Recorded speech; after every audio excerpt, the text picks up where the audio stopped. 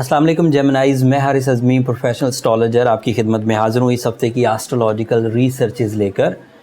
जेमिनाइज़, ये वीक 10 जुलाई से ऑन 16 जुलाई के दरमियान जो 6-7 दिन आएंगे, ये इनके एस्ट्रोलॉजिकल इवेंट्स की एक तफसील है आपकी खिदमत में। मैं बीइंग अ प्रोफेशनल एस्ट्रोलॉजर इस वक्त डिक्लेयर कर रहा हूँ कि तमाम वो जेमिनाइज़ जो डिस्ट्रैक्ट हो चुके थे, जो अपने मंजिलों पर फोकस नहीं थे, जो अपनी स्टडीज़ पर फोकस नहीं थे, जो अपने बिज़नेस पर फोकस नहीं थे, जो अपनी जॉब्स पर फोकस नहीं थे, तो this is a time by the natural support जब आपको एक टारगेटफुल सिचुएशंस मुयस्सर आ जाएंगी इन दिस वीक।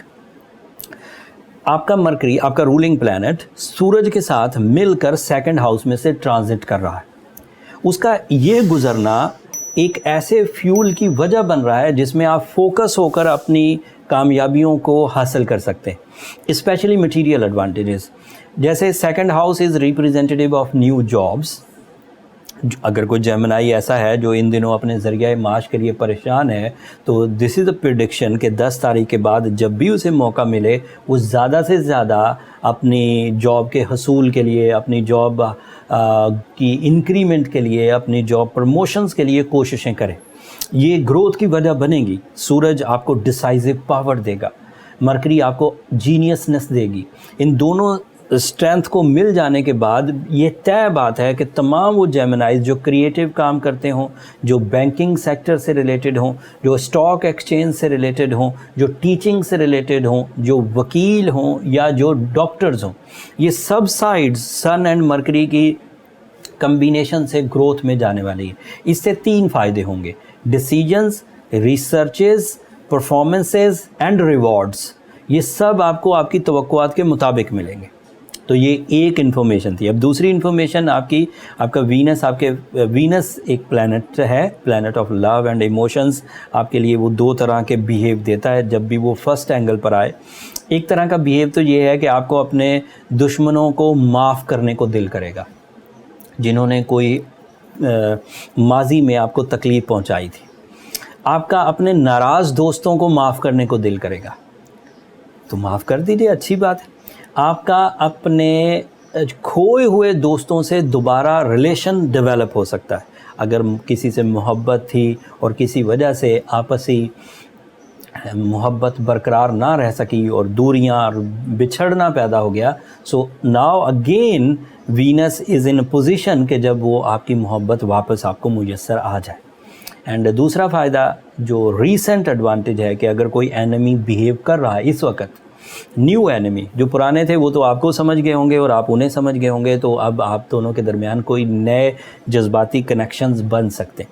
जो रिसेंटली आपसे अपोजिशन करने की कोशिश करें या आपको दबाने की या आपके ख़िलाफ़ साजिश करने की, तो जीतना जो तय है वो आपकी किस्मत में है, वो आपके लिए फेवरेबल रहेगा। So Geminis are in good position by support of Venus. And दूसरी खबर इसकी ये बना करती है कि वीनस जेमिनाइज के लिए 5th एंगल का रिप्रेजेंटेटिव भी है।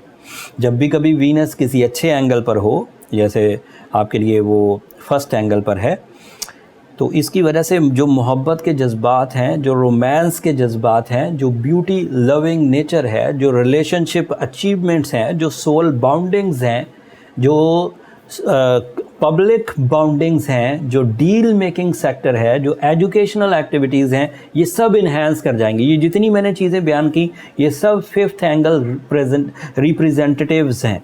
सो जब वहाँ पर कोई अच्छा प्लैनेट होगा, जैसे कि वीनस आजकल अच्छा है, तो आपके लिए इन सब सेक्टर्स में ग्रोथ आएगी। चाहे तालीम हो, चाहे कारोबार की डील्स हों, चाहे वो लव डील्स हों, चाहे वो रिलेशनशिप बाउंडिंग हो या रिलेशनशिप डिसीजंस हों, लाइफ पार्टनरशिप डिसीजन तक आप ग्रोथ में जाएंगे। जुपिटर आपके 11th एंगल पर है and that is ideal position of Jupiter, जिसमें सडन गेंस के इस वक्त पूरे सोलर सिस्टम में सबसे ज़्यादा सडन गेंस चांसेस, वो जो छक्का लगने के चांसेस हैं, वो जेमिनाइज को हैं, क्योंकि जुपिटर 12 साल के बाद 11th एंगल पर से गुजर रहा है और 11th एंगल पर अचानक बड़े फ़वाइद जुपिटर से ही मिला करते हैं।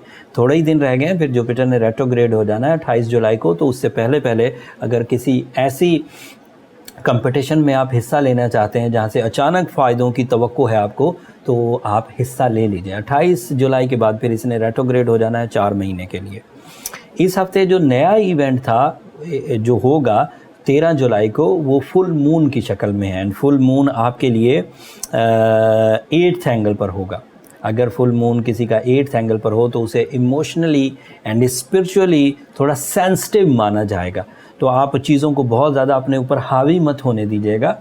जितनी चीज़ें सह सकें, जितने लॉसेस सह सकें या जितने ट्रबल्स सह सकें, उतना ही काम करिए।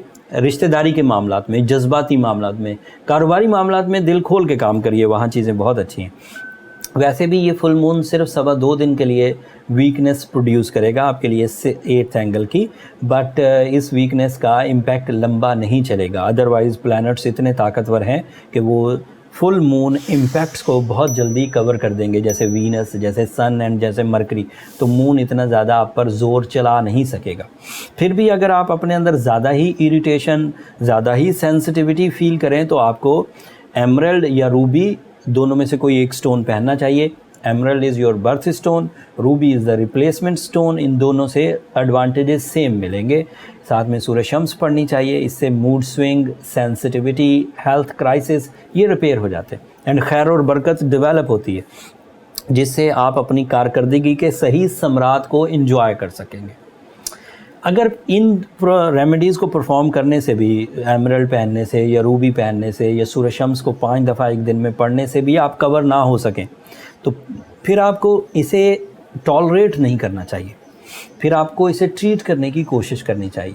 ट्रीट करने का जो फर्स्ट स्टेप है, जो तमाम ही एस्ट्रोलॉजर आपको प्रिस्क्राइब करते हैं, वो ये है कि अपनी पर्सनल कैलकुलेशंस की तरफ जाइए। उसमें आपकी वीकनेसेस, उसमें आपके जो एस्पेक्ट्स हैं, उसमें जो आपके रेट्रोग्रेशंस थी बाई बर्थ और उन्होंने आपको कितना डैमेज दिया है, असल में वो बातें पता चल जाती हैं। जब राइट डायग्नोसिस हो जाए तो प्रिस्क्रिप्शन आसान हो जाएगी, ट्रीट करना आसान हो जाएगा। पर्सनल कैलकुलेशंस के लिए हमें आपका date, time and place of birth चाहिए होता है। नंबर ये नीचे चलते रहते हैं, आप इन पर रब्ता करके अपने लिए टाइम ले सकते हैं, बट वो फ्री फोरम नहीं है। जेमिनाइज होपफुली आप अंडरस्टैंड करेंगे। अगले हफ्ते तक के लिए आप मुझे इजाज़त दीजिए।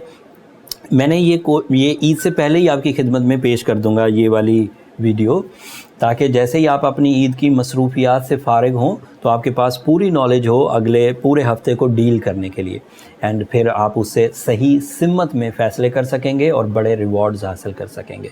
मुझे अगले हफ्ते तक के लिए इजाज़त दीजिए। अगले हफ्ते सूरज अपनी जगह बदलेगा। तीसरे वीक में, हर महीने के तीसरे वीक में सूरज एक नए एंगल पर चला जाता है। इस नए एंगल पर जाने से आपको क्या एडवांटेजेस मिलेंगे या क्या डिसएडवांटेजेस मिलेंगे, वो आने वाली वीडियो में बयान करूँगा। अपनी दुआओं में मुझे और मेरी टीम को ज़रूर याद रखिएगा। आपकी दुआएं हमारे लिए बहुत कीमती हैं जेमिनाइज़। एंड चैनल को सब्सक्राइब करना मत भूलिएगा। आपकी सब्सक्रिप्शन हमारी हौसला अफजाई की वजह बनती है। अगले हफ्ते तक के लिए अल्लाह ने के बाद।